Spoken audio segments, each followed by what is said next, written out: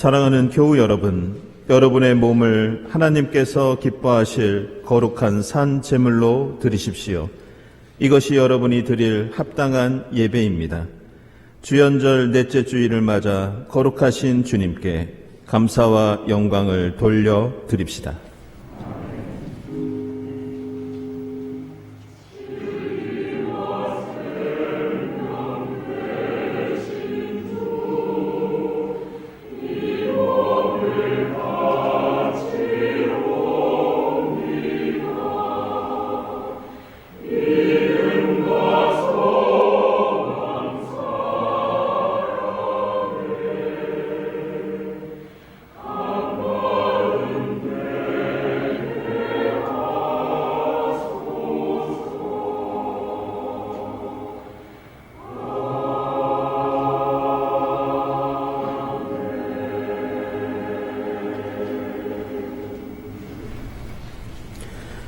주님, 누가 주님의 장막에서 살 수 있겠습니까?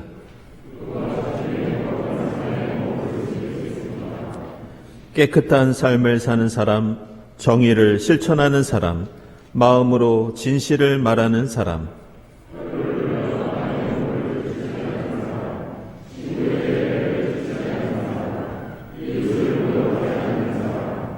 하나님을 업신여기는 자를 경멸하고 주님을 두려워하는 사람을 존경하는 사람입니다.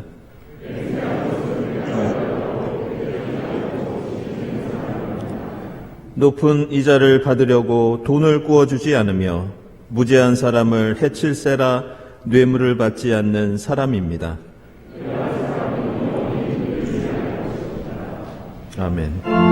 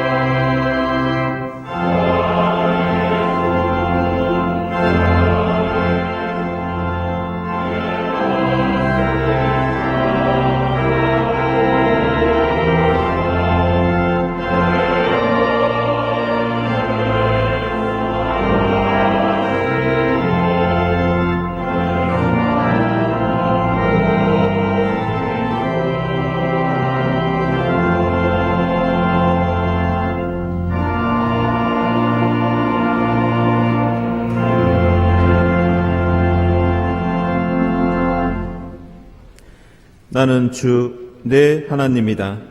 내게 유익하도록 너를 가르치며 내가 마땅히 걸어야 할 길로 너를 인도하는 하나님이다. 우리를 인도하시는 주님께 모든 죄를 고백하고 회개합시다.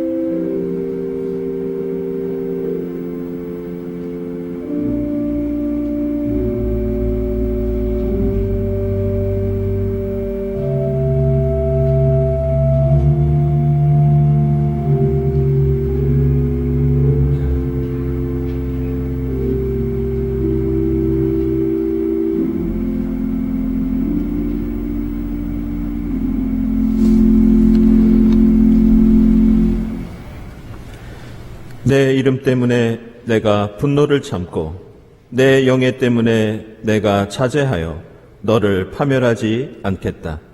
이 말씀에 의지하여 우리 모든 죄가 용서받았음을 선언합니다. 아멘.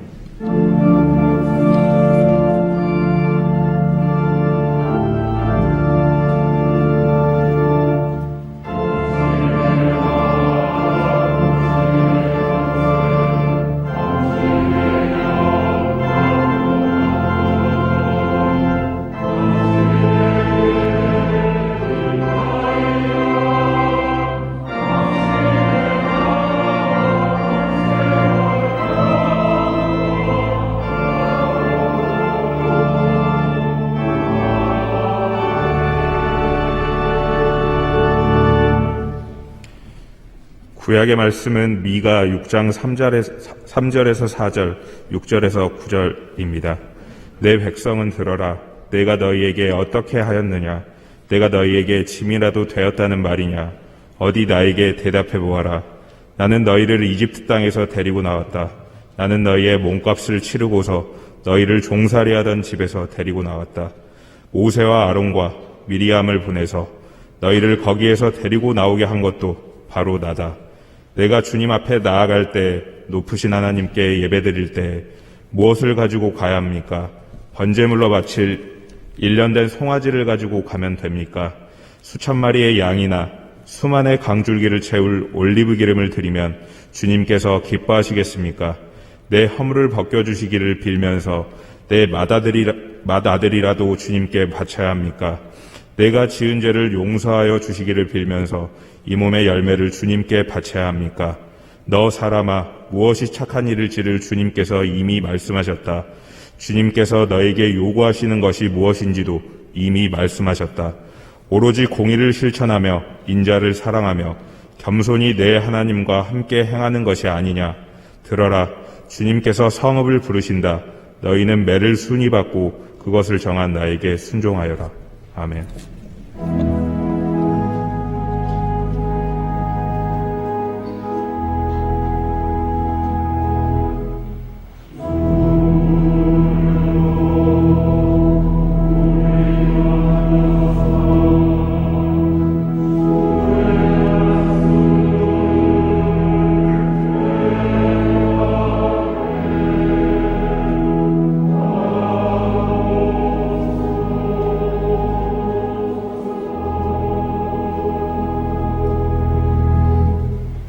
서신의 말씀은 고린도전서 1장 12절에서 20절까지입니다. 다름이 아니라 여러분은 저마다 말하기를 나는 바울 편이다. 나는 아볼로 편이다. 나는 게바 편이다. 나는 그리스도 편이다 한다고 합니다. 그리스도께서 갈라지셨습니까? 바울이 여러분을 위하여 십자가에 달리기라도 했습니까? 또는 여러분의 바울의 이름으로 세례를 받았습니까? 내가 여러분 가운데서 그리스보와 가이오 밖에는 아무에게도 세례를 준 일이 없음을 하나님께 감사드립니다. 그러므로 아무도 나의 이름으로 세례를 받았다고 말하지 못할 것입니다. 내가 스데바나 가족에게도 세례를 주었습니다마는 그 밖에는 다른 누구에게 세례를 주었는지 나는 모릅니다. 그리스도께서는 세례를 주라고 나를 보내신 것이 아니라 복음을 전하라고 보내셨습니다. 복음을 전하되 말의 지혜로 하지 않게 하셨습니다. 그것은 그리스도의 십자가가 헛되이 되지 않게 하시려는 것입니다. 십자가의 말씀이 멸망한 자들에게는 어리석은 것이지만 구원을 받는 사람인 우리에게는 하나님의 능력입니다. 성경에 기록하기를 내가 지혜로운 자들의 지혜를 멸하고 총명한 자들의 총명을 폐할 것이다 하였습니다. 현자가 어디에 있습니까? 학자가 어디에 있습니까? 이 세상의 변론가가 어디에 있습니까? 하나님께서는 이 세상의 지혜를 어리석게 하신 것이 아닙니까? 아멘.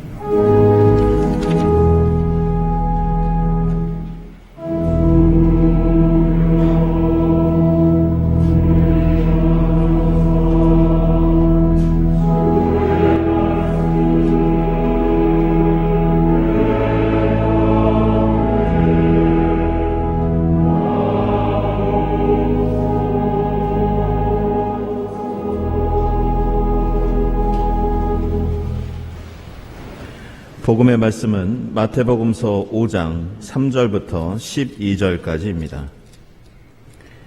마음이 가난한 사람은 복이 있다. 하늘나라가 그들의 것이다. 슬퍼하는 사람은 복이 있다. 하나님이 그들을 위로하실 것이다. 온유한 사람은 복이 있다. 그들이 땅을 차지할 것이다. 의에 줄이고 목마른 사람은 복이 있다. 그들이 배부를 것이다. 자비한 사람은 복이 있다. 하나님이 그들을 자비롭게 대하실 것이다. 마음이 깨끗한 사람은 복이 있다. 그들이 하나님을 볼 것이다. 평화를 이루는 사람은 복이 있다. 하나님이 그들을 자기의 자녀라고 부르실 것이다. 의를 위하여 박해를 받은 사람은 복이 있다. 하늘나라가 그들의 것이다. 너희가 나 때문에 모욕을 당하고 박해를 받고 터무니없는 말로 온갖 비난을 받으면 복이 있다. 너희는 기뻐하고 즐거워하여라. 하늘에서 받을 너희의 상이 크기 때문이다. 너희보다 먼저 온 예언자들도 이와 같이 박해를 받았다. 아멘.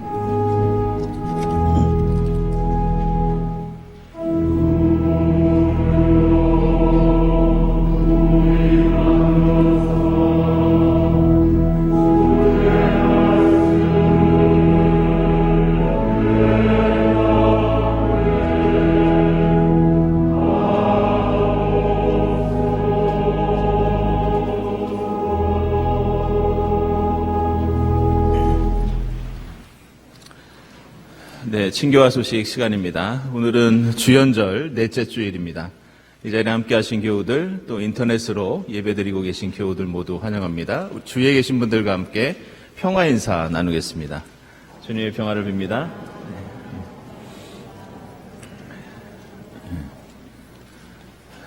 네, 알리는 말씀 드리겠습니다. 먼저 기도회 광고입니다. 화요기도회 31일 오전 10시부터 성가대실에서 있겠습니다. 한나 이소회 원례회가 오늘 일부 예배 후에 소예배실에서 있고요. 또 장청회 신년 원례회가 역시 일부 예배 후에 교육관 203호에서 있겠습니다. 그리고 여신도회 실행위원회 오늘 1시에 여신도실에서 있겠습니다. 그리고 미디어 선교위원회 원례회도 오늘 일부 예배 후에 미디어실에서 있겠습니다. 그리고 다음 주일에는 에스더회 모임이 일부 예배 후에 있고요. 또 열린 산행이 2월 4일에 운길산에서 진행되겠습니다. 많은 참여 부탁드립니다. 남신도의 정기총회 오늘 12시 50분 교육관 203호에서 있습니다. 그리고 중고등부 겨울수련회가 산상수훈 주제로 오늘까지 진행됩니다. 오후 3시에 교회로 도착할 예정입니다. 그리고 청년부 겨울수련회가 2월 10일부터 12일까지 강촌에서 마태복음서 산상수훈 말씀 가지고 진행하도록 하겠습니다.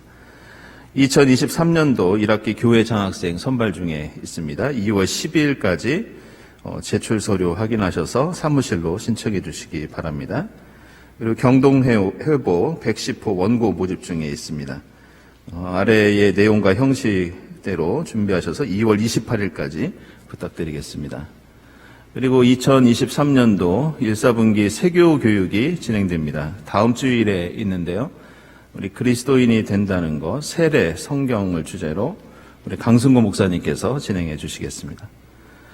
그리고 제2회 경동교회 한마음 탁구대회가 2월 19일에 오후에 있겠습니다. 이전에 작년에 여러분들 신청하셨던 분들도 다시 한번 신청해 주십사 하고 부탁을 해주셨습니다. 이번에 선후회, 중후회로 주최해서 진행되는데요. 많은 참여 부탁드리겠습니다. 그리고 오늘 도서실은 우리 봉사자들 개인 사정으로 2부 예배 전까지 11시 30분까지만 운영된다고 합니다. 참고하시기 바랍니다. 그리고 오늘까지 교회 주보 제본 신청해 주시기 바랍니다. 다음 주 예배위원 감사드리고요. 감사헌금, 선한 이웃 헌금 하나님께 드립니다. 기도드리겠습니다.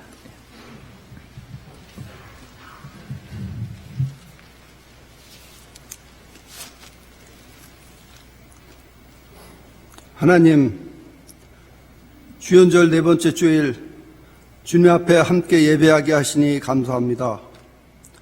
만물을 새롭게 하시며 생명으로 이끄시는 주님을 두려움과 기쁨으로 만나는 복된 예배가 되게 하옵소서.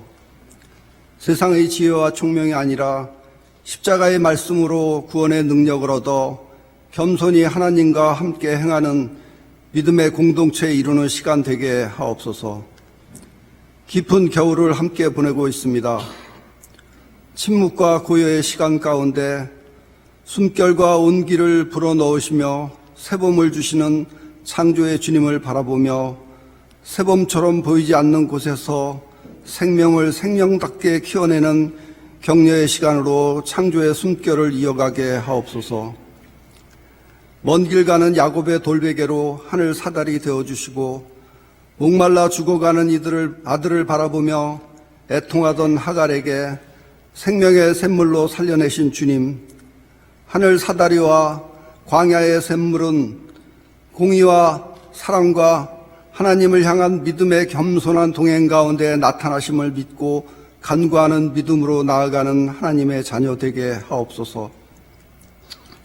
가장 낮고 깊은 목소리로 주님의 무덤을 찾았던 여인들에게 부활의 첫 소식을 주셨던 것처럼 애통함의 눈물이 있는 곳 그곳에서 부활하신 주님을 만나게 하옵소서. 광야에서 시험 받으시고 하늘나라 오심을 전하심 같이 각자의 광야에서 기도하며 나아가 무덤의 돌을 치우고 주님 나타나심을 경험하는 절기가 되게 하옵소서. 지나온 경동의 78년에 감사합니다. 믿음의 선배들로 눈물로 씨를 뿌리게 하시며 이른 비와 늦은 비로 뜨거운 태양과 서늘한 바람으로 열매 맺게 하심에 감사드립니다.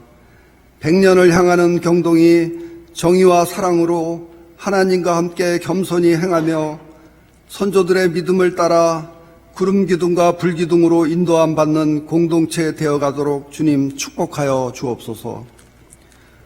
마음과 관계의 고통 속에서 울부짖는 이웃들을 돌아보게 하시며 이들을 돕는 구원의 손길에 우리도 동참케 하옵소서. 고물가와 인플레, 저성장, 수출 및 수입 시장의 추락으로 서민들의 삶이 몹시 고단합니다. 매서운 한파 속 난방비와 생필품 가격의 폭등으로 힘겨운 나날을 보내는 이들이 많습니다. 정책을 맡은 이들이 낮은 마음으로 국민을 섬길 수 있게 하시며 인간다운 생활의 공간과 삶에 필요한 것들을 나누는 일에 우리의 힘을 모을 수 있게 하옵소서.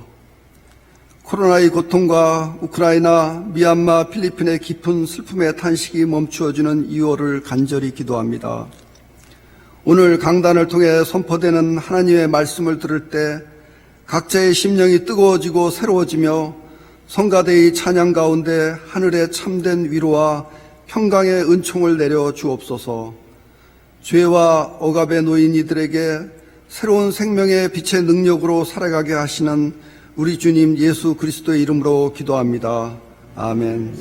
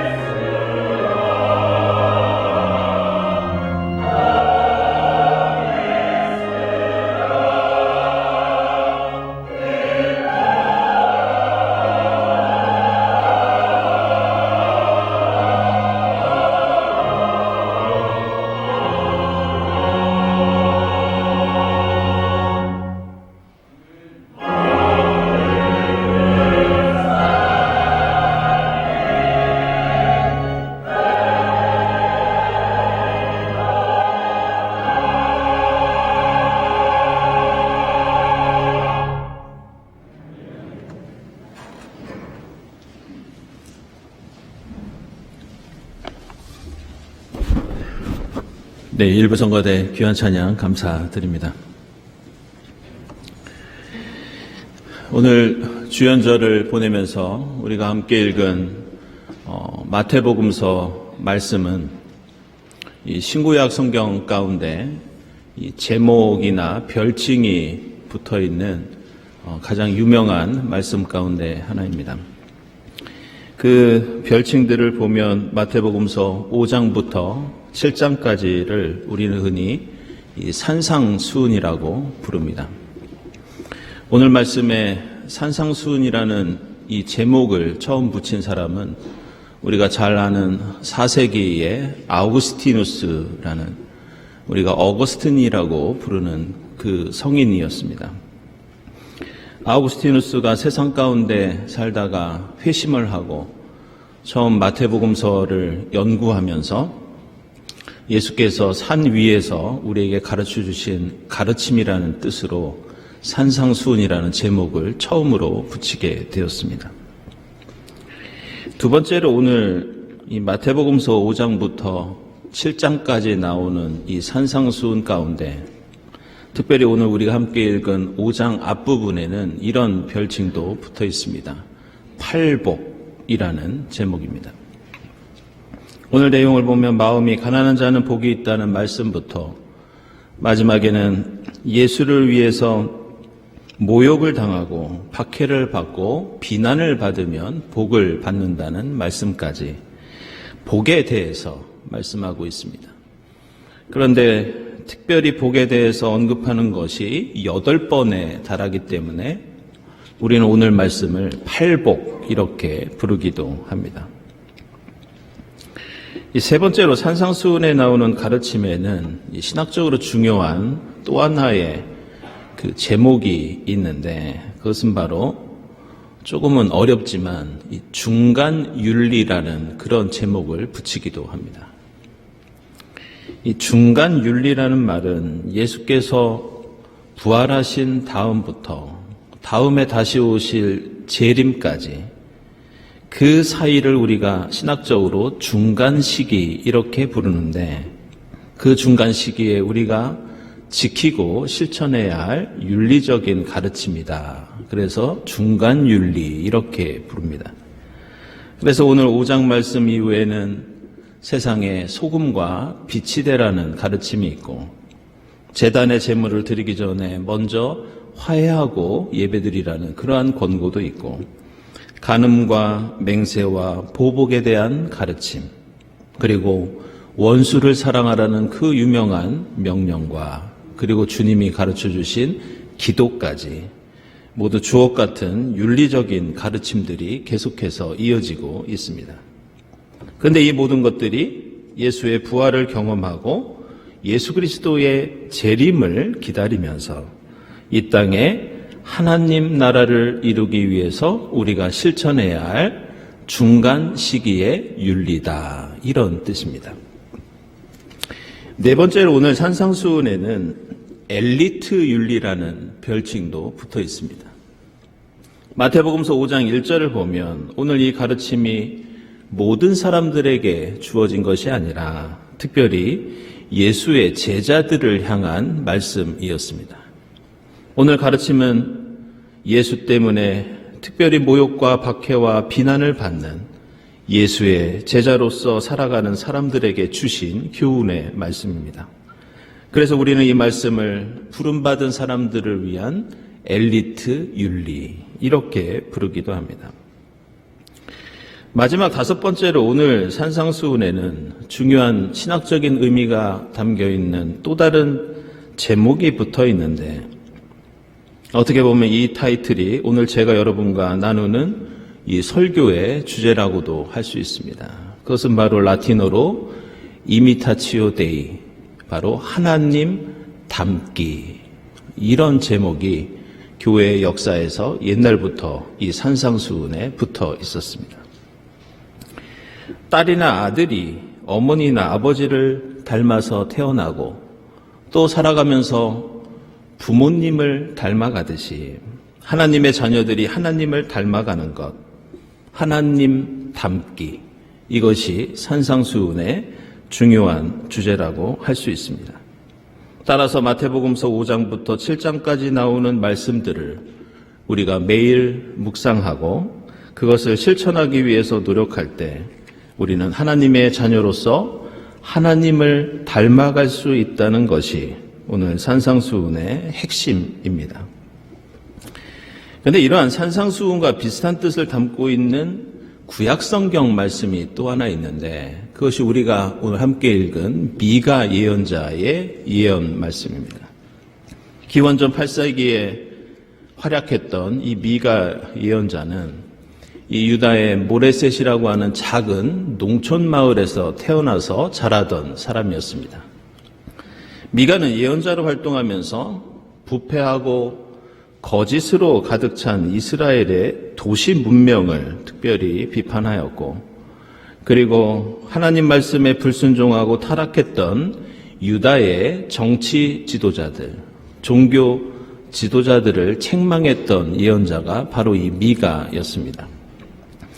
근데 미가라는 예언자가 선포했던 그 말씀의 핵심은 아이러니컬하게도 미가라는 이름 속에 이미 담겨 있다고 할 수 있습니다. 이 미가라는 이름은 원래 히브리어로 미카야라는 그러한 말을 축약형으로 쓴 것이 미가라고 하는 이름입니다. 근데 그 뜻이 무엇이냐? 누가 야훼 하나님과 같은가? 이런 뜻입니다. 누가 야훼 하나님과 같은가? 그래서 미가서 7장 18절을 보면 주님 같으신 하나님이 또 어디에 있겠습니까? 이런 고백이 나옵니다. 바로 여기에 사용된 히브리 말이 미가의 이름인 미카야. 주님 같으신 분이 어디에 계시겠습니까? 사실 구약 성경에서 우리 하나님을 어떤 다른 신들과 감히 비교할 수 있겠느냐? 야훼 같으신 분이 어디에 있겠느냐? 이렇게 하나님의 비교할 수 없는 유일하심을 찬양하는 것은 구약 성경의 중요한 주제입니다. 그래서 이사야서 40장 18절에도 보면 그렇다면 너희가 하나님을 누구와 같다고 하겠으며 어떤 형상에 비기겠느냐 이렇게 말씀합니다.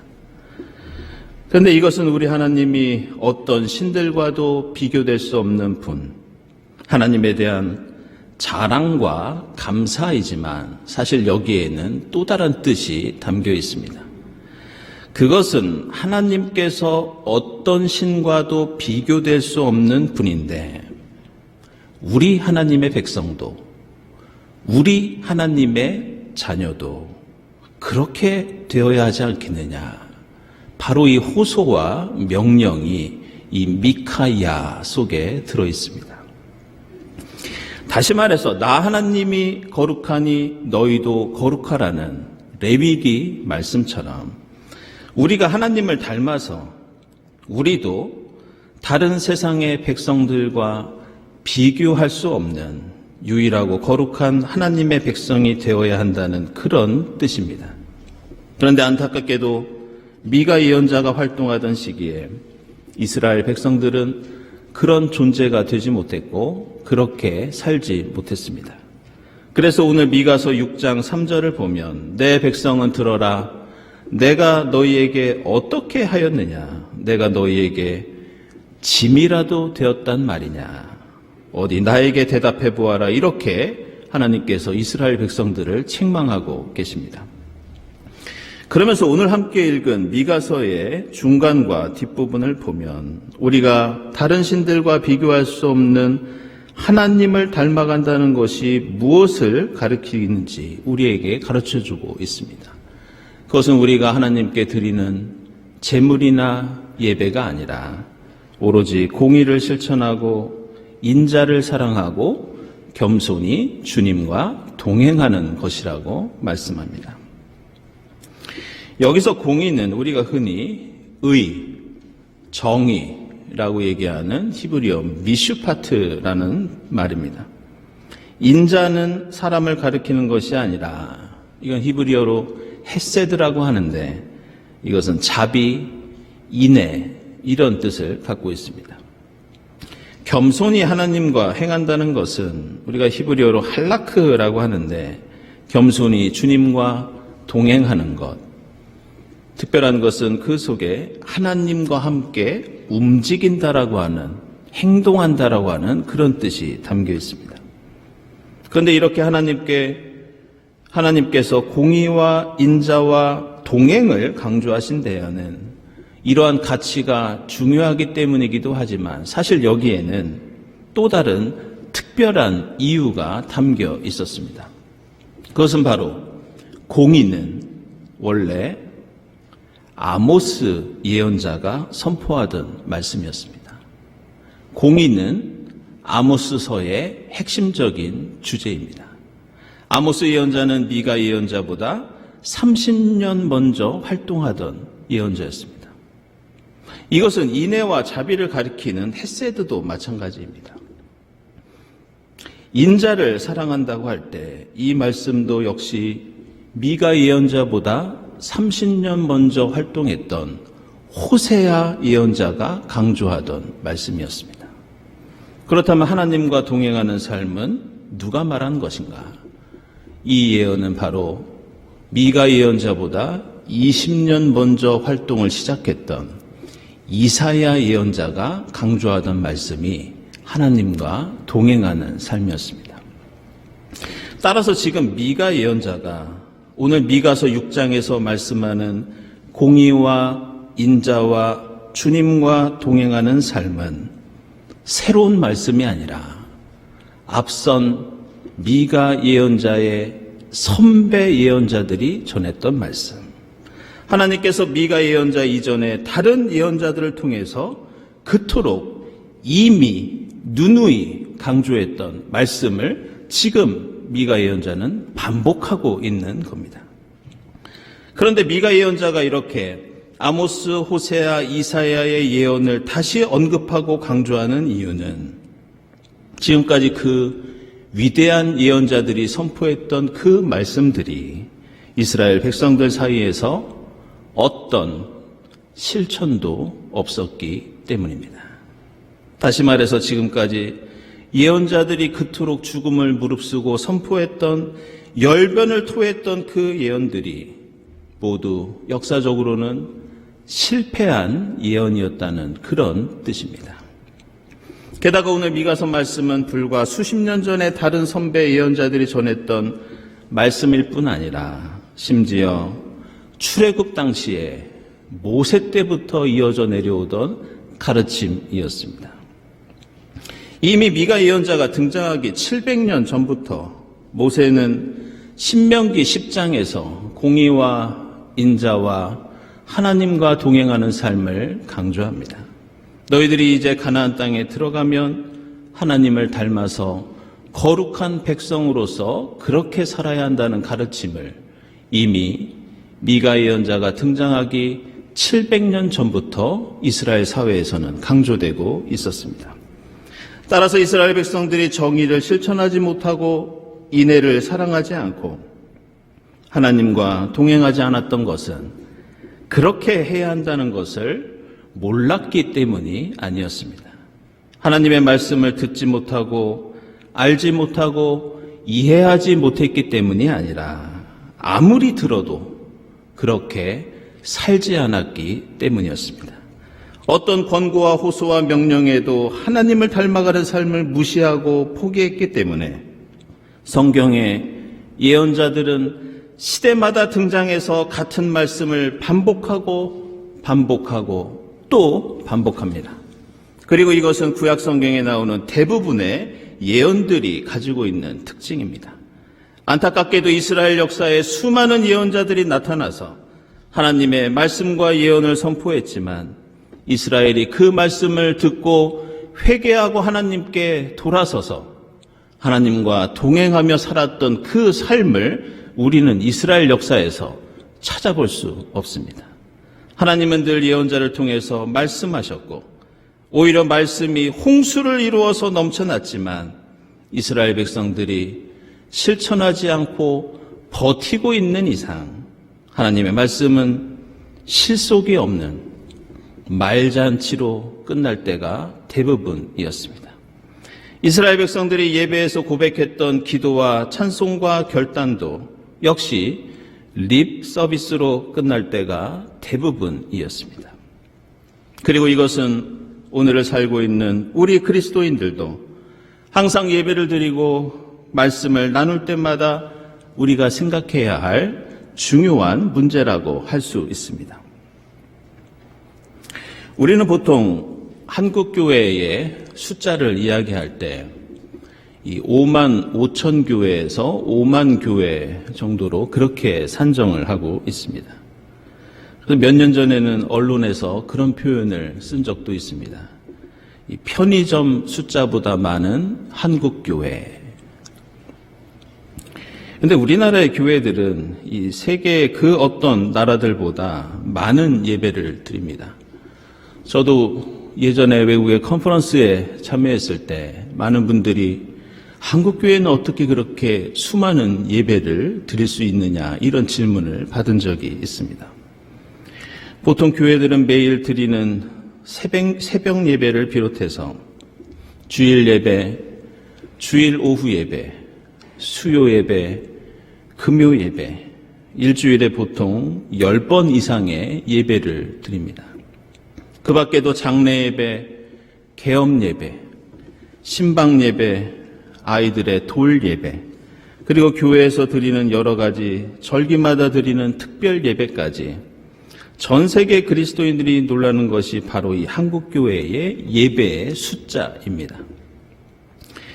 보수적으로 잡아서 지금 한국에 5만 개의 교회가 있다고 쳐도 한국 교회가 1년 동안 드리는 예배를 계산하면 우리는 1년에 2,600만 번의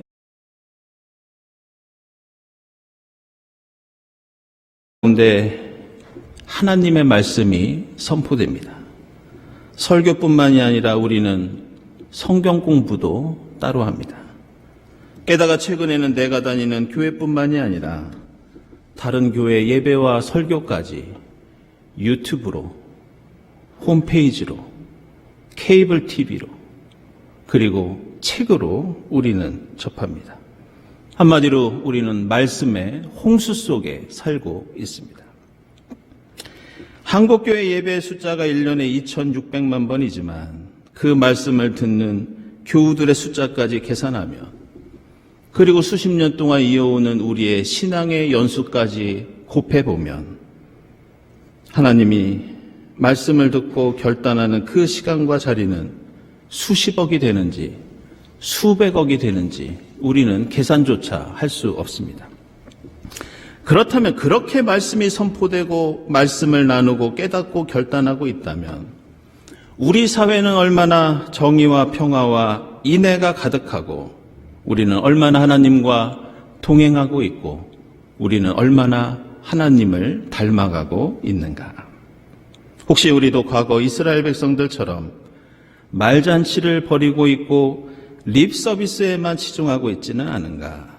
우리는 오늘 주연절에서 산 위에서 가르치고 계시는 주님을 바라보며 다시 한번 생각해 볼 필요가 있습니다. 오늘 고린도전서에서 사도 바울은 자신은 복음을 선포하기 위해서 부름을 받았지만 나는 복음을 전하되 그것은 말로만 하는 것이 아니라고 선언합니다. 우리가 예수의 산상수훈을 가장 값진 윤리와 가르침으로 인정하는 것은 다른 게 아니라 예수가 이 가르침을 실천했기 때문입니다. 산상수훈의 내용은 다른 종교와 신앙에서도 발견할 수 있지만 중요한 것은 예수는 말이 아니라 그렇게 사셨습니다. 예수는 하나님 나라를 위해서 마음이 가난했고 온유했고 평화를 이루었고 박해와 모욕과 비난을 받으시다가 십자가에서 죽으셨습니다. 예수는 구약시대의 실패한 예언을 성취된 예언, 열매 맺는 예언, 현실이 된 예언으로 바꾸어 놓으셨습니다. 우리는 이미 너무 많은 성경과 너무 많은 말씀에 둘러싸여서 어쩌면 더 이상 말씀을 읽지 않아도 설교를 듣지 않아도 어떻게 주님을 닮아가야 할지 이미 알고 있는지 모릅니다. 수많은 예배와 말씀의 홍수 속에서 우리는 한 발자국 물러라 이 주연절에는 산상수훈의 말씀만이라도 묵상하며 하나씩 실천해 가야 할 줄로 믿습니다. 우리에게 나타나신 주님과 이제 함께 움직이면서 매일 주님을 닮아가는 여러분의 주연절이 될 수 있기를 바랍니다. 기도하겠습니다.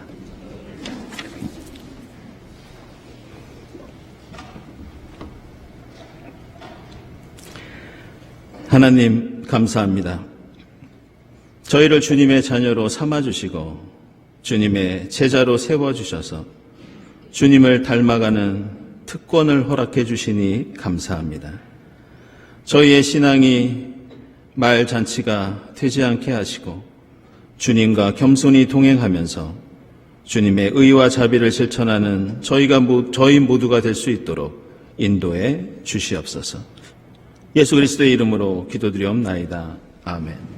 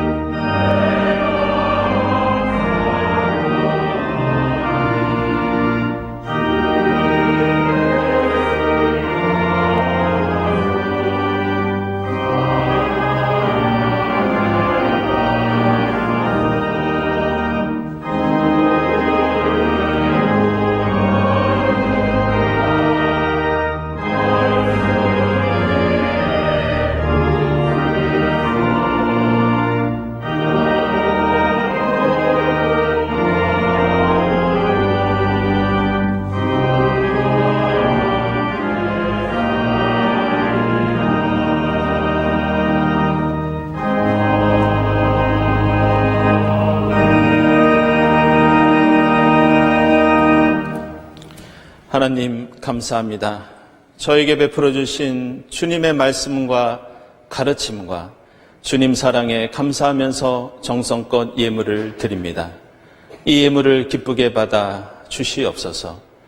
이 예물이 하나님의 영광을 드러내는 데 사용되게 하시고 이 예물이 쓰이는 곳마다 주님의 사랑과 의가 전파되게 하옵소서. 예배를 바치는 손길들마다 하나님께서 예비하신 복으로 더하여 주시옵소서. 예수 그리스도의 이름으로 기도드리옵나이다. 아멘.